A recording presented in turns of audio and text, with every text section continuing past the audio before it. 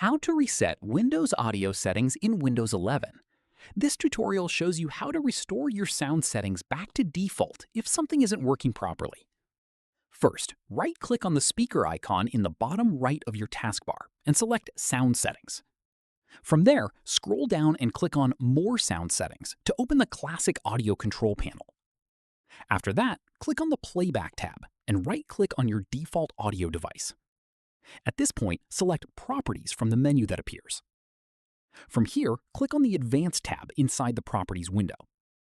Following this, click Restore Defaults at the bottom of that tab to reset the audio format and exclusive mode settings for that device back to their original state. After that, click OK to confirm and repeat the same steps for any other audio devices listed under the Playback and Recording tabs.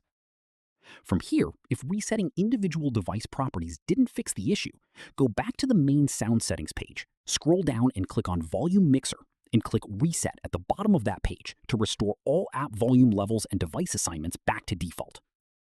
Finally, if audio is still not working correctly after all of that, the most reliable fix is to right-click the Start button, open Device Manager, expand the Audio Inputs and Outputs section, right-click on your audio device, and select Uninstall Device. Then restart your PC and Windows will automatically reinstall the audio driver fresh. That's how you reset Windows audio settings in Windows 11.